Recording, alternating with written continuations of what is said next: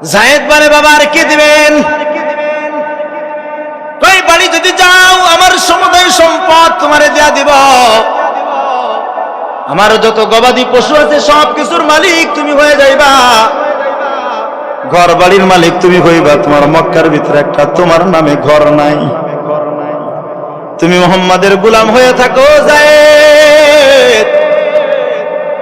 তোমার কোনো সম্পদ নাই, আমার বাড়িতে গেলে সম্পদ পাইবা, টাকা পাইবা, অর্থ পাইবা, গবাদি পশু পাইবা, ঘর বাড়ি পাইবা। জায়েদ বলে, আব্বাজান শুনে নিন, একটা স্পেশাল সুবহানাল্লাহ বলার জন্য রেডি থাকেন সবাই। জায়েদ রাদিয়াল্লাহু আনহু বলে, বাবা তোমার বাড়িতে গেলে আমি সম্পদ পাবো, টাকা পয়সা পাবো, গবাদি পশু পাবো, বাড়ি পাবো। তোমার বাড়িতে গেলে কেউ আমার অসম্মানী করে ডাকবে না, সবাই আমাকে হারেসার সন্তান বলে ডাকবি। রে বাবা শুনে নাও, তোমার বাড়ি গেলে আমি গোটা দুনিয়া হয়তো পাবো, কিন্তু আমি যে মুহাম্মাদুর রাসূলুল্লাহর ঘরের ভিতরে আছি ওটা জীর্ণ শীর্ণ একটা ঘর, কিন্তু ওই ঘরের ভিতরে আসমান থেকে যে ইলমে ওহী নাজিল হয়। তোমার বাড়িতে গেলে দুনিয়া পাবো, তবে আসমানি ইলম পাবো না। আব্বাজান আসমানের ইলম কোরআনের জন্য আমি জায়েদ গোলামও মেনে নিলাম, দুনিয়াও ছেড়ে দিলাম। কুফা নগরীর বাসিন্দা, ওনার বাবার নাম হারেসা, অনেক ধনাঢ্য পরিবারের লোক, সম্ভ্রান্ত পরিবারের লোক। উনার বিবি নাম হলো সৌদা বিনতে সালাবা। জায়েদের বয়স তখন 8 বছর। কয় বছর? এই যে আমার দিকে তাকায়, এখন কয় বছর বয়স? 8 বছর। 8 বছরের সন্তানকে কোলে নিয়ে মা যাইতেছেন বাবার বাড়ি বেড়াইতে। হঠাৎ করে রাস্তার ভিতরে থেকে একটা ঘোড়সওয়ার ডাকাত আসছে, 2 জন ঘোড়ার উপরে উঠে ডাকাতি করতে আসছি। ওই জামানায় তো গোলামবাদীর চল ছিল, মানুষ বিক্রি হইতো বাজারে বাজারে। সৌদার কোল থেকে 8 বছরের সন্তান জায়েদকে টান দিয়া 2টা ঘোড়সওয়ার ডাকাত ঘোড়ার উপরে উঠায়া ঘোড়া হাঁকায়া চলে গেছে। মা কাটা কবুতরের মতো কাঁদে, জায়েদ নাই নাই। মক্কার এক প্রান্তে বাজারের ভিতরে উঠাইছে জায়েদকে। ঘটনাক্রমে খাদিজা রাদিয়াল্লাহু আনহার চাচাতো ভাই ওয়ারাকা ইবনে নওফাল, উনি বাজারে গেছেন গোলাম কেনার জন্য। গোলাম কিনছেন, কিনতে কিনতে 4 গোলাম কিনছেন। কয়টা? এদিকে কয়টা গোলাম কিনছেন? 4 গোলাম। ওর ভিতরে জায়েদ ইবনুল হারেসাও আছে। 4টা গোলাম কিনছে, নিয়ত করছে আমার চাচাতো বোন খাদিজাকে একটা গোলাম হাদিয়া দিব। বাড়িতে 4 গোলাম হাজির করে খাদিজারে কয়ে, খাদিজা ওই যে বাজার থেকে 4টা গোলাম আনছি, এই খাদিজা যেটা পছন্দ হয় গোলাম তুমি সেটাই নিয়ে যাও। জায়েদ ইবনুল হারেসার কপাল খুলতেছে, তাকাও। খাদিজা রাদিয়াল্লাহু আনহা 4 গোলামের সামনে দাঁড়াইছে। 4টা গোলামের চেহারার দিকে তাকায়া জায়েদের চেহারার দিকে যখন তাকাইছে, সম্ভ্রান্ত পরিবারের সন্তান মনে হয়েছে, ভদ্র সভ্র নম্র সভ্র মনে হয়েছে। নম্র ভদ্র মনে হওয়ার পর খাদিজা কয়, এটারে আমার জন্য আমি বাছাই করলাম, এটা আমি নিতে চাই। ওইভাবে কুফার বাসিন্দা জায়েদ খাদিজার গোলাম হয়ে গেল। আল্লাহর পয়গম্বর তখনও পর্যন্ত নবুয়ত পাই নাই। আল্লাহর পয়গম্বর খাদিজা রাদিয়াল্লাহু আনহার ব্যবসার মাল নিয়ে বিভিন্ন দেশে যায় ব্যবসা করতে। জায়েদ রাদিয়াল্লাহু আনহু খাদিজার গোলাম মুহাম্মদ সাল্লাল্লাহু আলাইহি সাল্লামের সফর সঙ্গী বানায় পাঠায় দেয়। জায়েদ আল্লাহর রাসূলকে মুকিম অবস্থায় দেখে, সফর অবস্থায় নবীজিকে দেখে। হঠাৎ করে কিছুদিন পর নবীজির সঙ্গে খাদিজা রাদিয়াল্লাহু আনহার যখন বৈবাহিক সম্পর্ক হয়ে গেল, বিবাহ করলেন। এদিকে তাকাও পর্দালের মা, তোমরাও কান ফেলায়া শোনো। খাদিজার দিকে তাকাও না, মা স্বামীকে এত বড় কষ্ট দিও না, তুমি ধনীর কন্যা হতে পারো, ও মা, তোমার বাবা অনেক বড় চেয়ারম্যান, মেম্বার, এমপি হতে পারে, তোমার যদি বিবাহ একটা রিকশাওয়ালার সঙ্গে হয়, সেই রিকশাওয়ালা তোমার বর্তমান গার্জিয়ান, ঠিক কিনা জোরে বলো। খাদিজা রাদিয়াল্লাহু আনহার দিকে তাকাও রে মা। খাদিজা রাদিয়াল্লাহু আনহার সঙ্গে নবীজির বিবাহ সম্পূর্ণ হয়ে গেল। বিবাহ হওয়ার পর খাদিজা রাদিয়াল্লাহু আনহা রাসূলের সামনে দাঁড় করায় দিয়ে সমস্ত গোলামকে দাঁড় করায় দিছি, গবাদি পশুগুলা দাঁড় করায় দিছি, সম্পদগুলা হাজির করছি।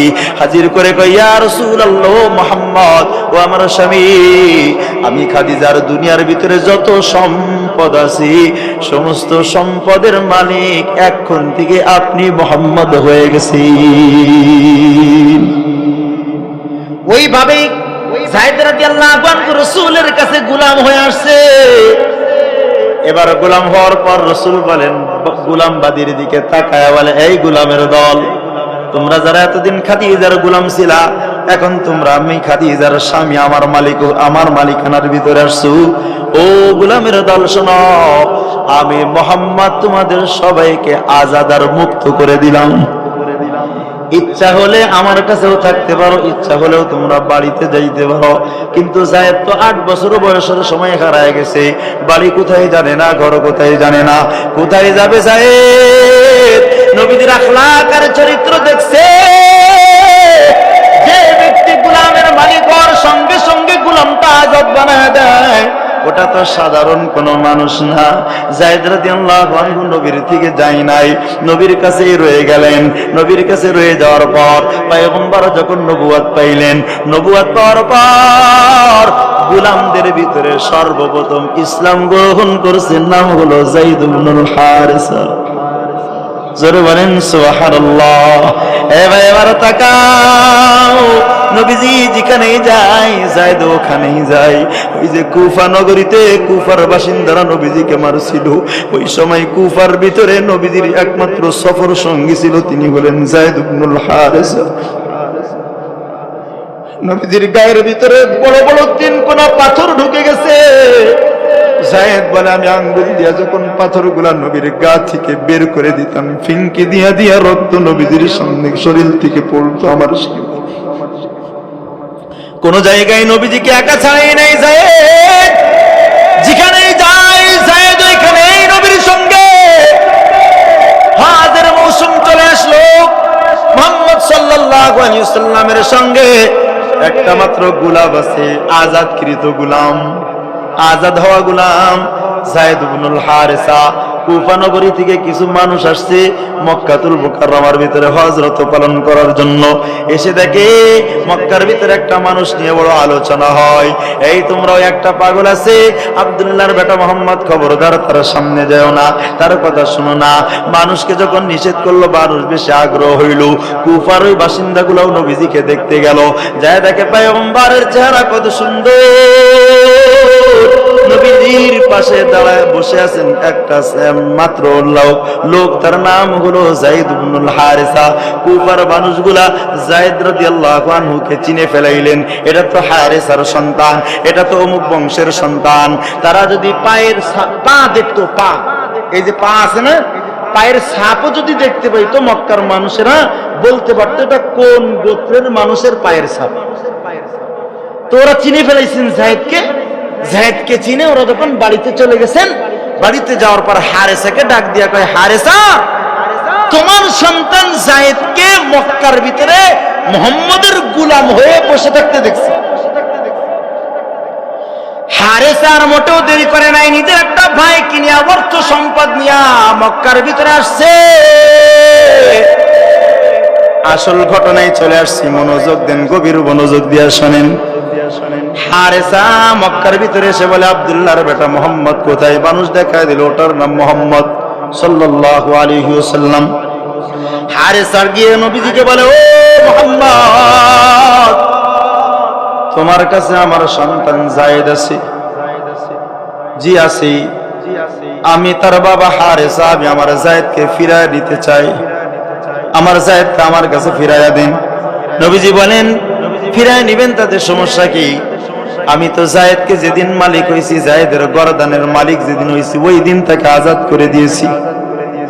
আপনার সন্তান যদি আপনি নিতে চান আমার কোনো বাধা নাই। জায়েদের বাবা বলে যদি সন্তান না দিতে চান এই সম্পদগুলো আপনি নিয়ে যাবেন, তারপরও সন্তান দিয়া দিবেন। নবীজি বলে সম্পদ আমার দরকার নাই, জায়েদ যদি যেতে চায় আমাকে সম্পদ দেওয়া লাগবে না, এমনিতেই নিয়ে যাইবেন। কিন্তু শুনে নেন, কেউ যদি আমি মুহাম্মাদের কাছে থাকতে চায়, আমি মুহাম্মদ কিন্তু জোর করে তাকে আপনার কাছে ফিরায় দিতে পারবো না। দুই হাত উঁচা করেন তো, দুই হাত উঁচা করেন তো। না হলে হিরালো বিশ্ব হতো কালো, সূর্যের আলো দেয়নি কহু এই হৃদয়ে আলো।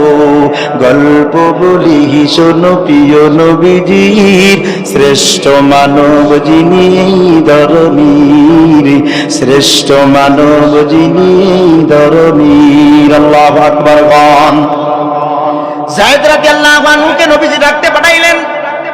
যায়েদ রাদিয়াল্লাহু আনহু আসেন, যায়েদের বাবাও বসা, চাচাও বসা। নবীজি বলেন, ইয়া যায়েদ আতারিফুহুমা, এই দুইজনকে কি তুমি চেনো নাকি? যায়েদ বলেন, নাম ইয়া রাসূলুল্লাহ, ইন্নাহু আবি ওয়া ইন্নাহু আম্মি। ও নবীজি, অবশ্যই আমি ওনাদেরকে চিনি, উনি আমার বাবা আর উনি আমার চাচা লাগে। যায়েদের বাবা হারেসা ডাক দিয়া কই, যায়েদ 8 বছর বয়সের সময় হারায়া গেছে, যৌবন চলে আসছে, যৌবন উপনীত হয়ে গেছে রে যায়েদ। চল বাবা বাড়িতে যাই, তোর মা তোর জন্য কাঁদতে কাঁদতে পাগল পারা হয়ে গেছে। চল যায়েদ বাড়িতে যাই। যায়েদ রাদিয়াল্লাহু আনহু, এবার আমার দিকে মনোযোগ দিন সবাই, দুই হাত উঁচা করেন, নাইলে বলবো না। মজার কথা আসছে, আমলের নিয়তে শুনতেছি তো। হ্যাঁ, যায়েদের মতো কারা কারা ত্যাগ করতে পারবো কোরআনের জন্য দেখি তো ইনশাআল্লাহ। রাজি আছেন ইনশাআল্লাহ? বলেন ইয়া আল্লাহ আমাদেরকে তৌফিক দান করেন। যায়েদ রাদিয়াল্লাহু আনহু বলতেছেন, বাবা তোমার সাথে আমি বাড়িতে যাব না। বাবা বলতেছে, কেন যাবা না? তোমার মা তোমার জন্য কাঁদতে কাঁদতে পাগল হয়ে গেছে। না যাব না। কেন যাব না? এমনিই যাব না, ওনার কাছেই থাকবো। বাবা, এই মক্কার মানুষরা তোমাকে মুহাম্মাদের গোলাম বলে ডাকে। জি বাবা, আমার তো গোলাম বলেই ডাকে। আমার বাড়িতে চলো, তোমাকে আর কেউ গোলাম বলবে না, তোমাকে সবাই বলবে ইবনা হারেসা, ইয়া ইবনাল হারেসা, ও হারেসার সন্তান। কেউ তোমাকে গোলাম বলবে না। ভাই, আপনাকে আমাকে কেউ যদি ফকির বলে, ওই ফকির, আপনার আমার জন্য এটা সম্মানের না অসম্মানের কথা? কয় না। কেউ ফকির ডাক শুনতে চান আপনারা? আচ্ছা, যাকে ফকির বলেই মানুষ ডাকে, অনেক রিক্সাওয়ালা ওর কাছে মেয়েও বিয়ে দিতে চায় না, কোন নামটা ফকির না বলে না। আপনার মেয়েকে কোন ফকিরের সাথে বিয়ে দিতে চাবেন? এই ফকির যেমন আপনার আমার কাছে নিকৃষ্ট একটা শব্দ, সব থেকে অমর্যাদাশীল শব্দ, তৎকালীন জামানায় মক্কার ভিতরে গোলাম শব্দটা এরকম ফকিরের মতো নিকৃষ্ট ছিল। হারেসা বলতেছে, তুমি মক্কায় থাকলে মানুষ তোমাকে মুহাম্মাদের গোলাম বলবে।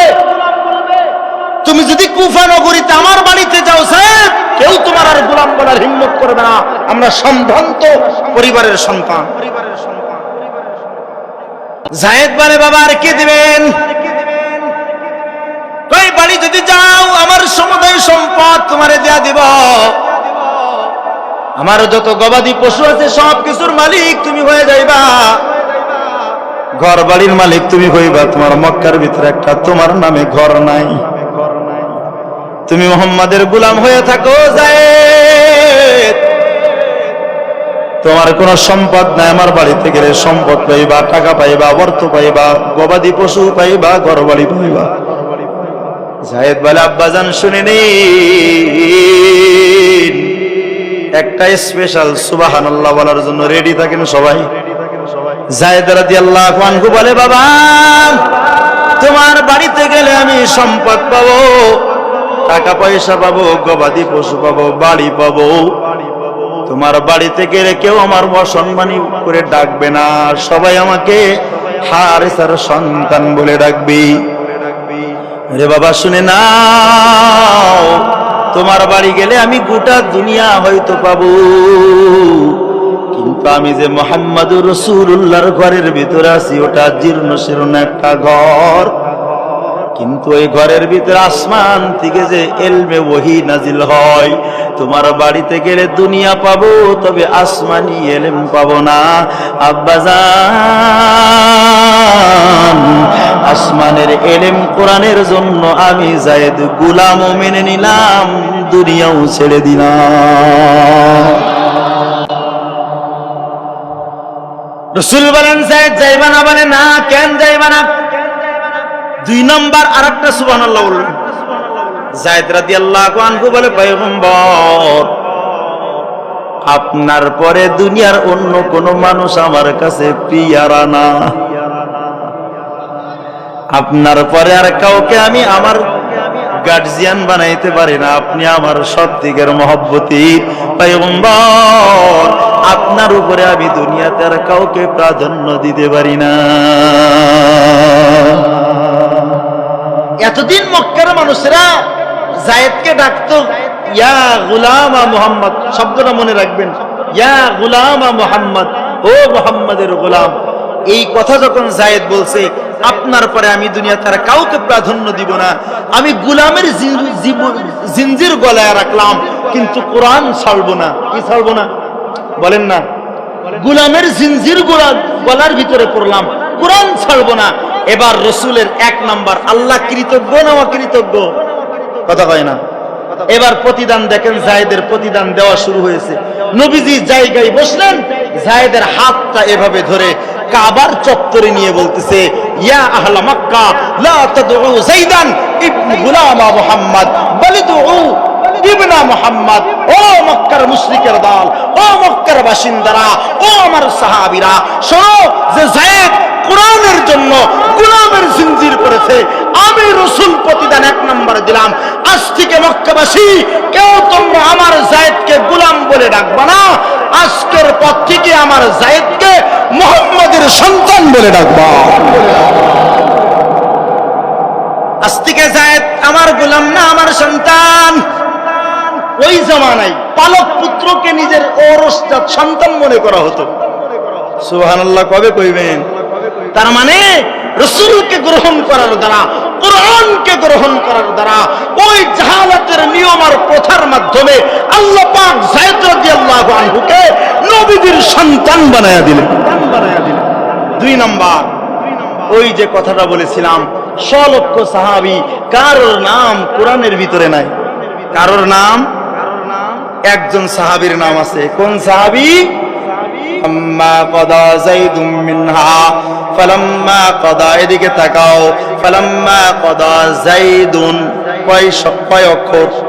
এই যে আমার দিকে লক্ষ্য করেন, কয় অক্ষর? যা ইয়া দাল, যায়দুন কয় অক্ষর?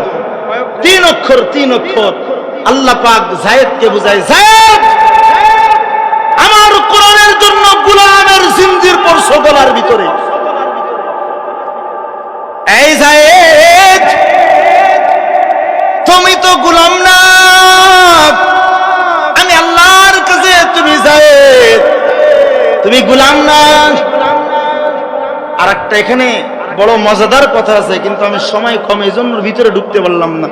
নবীজির আপন ফুফাতো বোন যায়নাব বিনতে জাহাশকে বিবাহ করা দিয়েছিল, কিন্তু উনি যে প্রথমে গোলাম ছিল, ওই গোলামের কারণে যায়নাব রাদিয়াল্লাহু আনহু কখনো পছন্দই করতেন না যে যায়েদ তার স্বামী হোক, কারণ নাম তো গোলাম। ওই যে প্রথমে গোলাম ছিল, কেউ যদি শুরু জামানায় ভিক্ষা করে, পরবর্তীতে যদি কোটিপতি হয়, তো মানুষ তারা ফকির করে ডাকে না? কথা কয় না? এমন ফকিরের কাছে কি কোনো মেয়ে, সম্ভ্রান্ত পরিবারের মেয়ে কেউ যেতে চাবে? ও তো এক জামানায় ফকির ছিল, বলবে না? বলবে না? শুধু যায়েদ রাদিয়াল্লাহু আনহু যে ওই গোলাম ছিলেন প্রথমে, এই কারণে যায়নাব বিনতে জাহাশ ওনাকে পছন্দ করতেন না, যে আমি কুরাইশ বংশের মহিলা, গোলামের সঙ্গে আমার বিবাহ হতে পারে না। যায়েদ রাদিয়াল্লাহু আনহু অনেক কষ্টের বৈবাহিক জীবন অতিবাহিত করে এক পর্যায়ে ফালাম্মা কাদা যায়দুম মিনহা ওয়াতারান যাওয়াজনাকাহা, এক সময় তালাক দিয়ে দিলেন। এখন দেখেন আল্লাহ পাক কুরআনে কারীমের ভিতরে যায়েদ রাদিয়াল্লাহু আনহুর নামটা আনছেন। এটাই আমার মাউজে ইস্তেশহাদ, এটাই আমার আলোচ্য বিষয়। সলক্ষ সাহাবী, কোন সাহাবীর নাম কুরআনের ভিতরে নাই, একমাত্র যায়েদের নাম আল্লাহ কুরআনের ভিতরে আল্লাহ পাক এমন ভাবে লিখছেন, উযু ছাড়াও যদি কোনো ব্যক্তি যায়েদ শব্দ পড়ে 30 নেকি পায়। নাকি জোরে কয় না? উযু সহকারে বললে 25 নেকি, ফরজ নামাজে দাঁড়ায় পড়লে প্রত্যেকটা অক্ষরের বিনিময়ে 100 নেকি, নফল নামাজের ভিতরে কেউ যদি বসে বসে এই শব্দটা বলে প্রত্যেকটা অক্ষরের বিনিময়ে 50 নেকি। আল্লাহ বুঝায়, যায়েদ আমার কোরআনের জন্য গোলামের জিঞ্জির পরেছ, যায়েদ আমার দ্বীনের জন্য বাবাকে ছেড়ে দিয়েছ, আমার কোরআনের জন্য মাকে ছেড়ে দিয়েছ, সম্পদ ছেড়ে দিয়েছ, গোলামের জিঞ্জির গলার ভিতরে পড়েছ। যায়েদ তুমি তো আমার কাছে গোলাম না, আমি আল্লাহর কাছে তোমার নাম যায়েদ, তোমার নাম আমি এত স্পেশাল করে কোরআনের ভিতরে উঠায় দিলাম। আমার যদি কোনো বান্দা তোমার নাম উচ্চারণ করে, তোমার এই ত্যাগের বিনিময়ে আমি আল্লাহ প্রত্যেকটা অক্ষরে 10 নেকি দান করে দিব। সুবহানাল্লাহ বলে, ইউফিয়াহুম উজুরহুম ওয়া ইয়াজিদুহুম মিন ফাদলি। এটাই হলো তোমার আমার রব। কোরআনের জন্য ত্যাগ করবা, দাম বাড়াইবেন কে? দ্বীনের জন্য ত্যাগ করবেন, দাম বাড়াইবে কে? এই কোরআনের সঙ্গে যায়েদ রাদিয়াল্লাহু আনহু নিজের পুরা জিন্দেগিকে এমন ভাবে রশি দিয়ে আটকাইলেন, এমন ভাবে আটকাইলেন, কখনো মুসা যাবে, কথা হয় না, ইন্না নাহনু নাযালনা যিকরা, শোনো আরো শোনো আরো শোনো। আল্লাহ বলে, যায়েদ ইন্না নাহনু নাযালনা যিকরা ওয়া ইন্না লাহু লাহাফিজুন। লক্ষ সাহাবী তোমার মতো কেউ আর কোরআনের জন্য ত্যাগ করে নাই। হ্যাঁ, আবু হুরায়রা হাদিসের জন্য ত্যাগ করেছে, আবু হুরায়রার নাম হাদিসের পাতায় পাতায় দিয়েছি। আবু বকর সিদ্দিক নবীর হেফাজতে ত্যাগ করেছে, আমি আল্লাহ আবু বকরের মাকাম বাড়ায় দিয়েছি।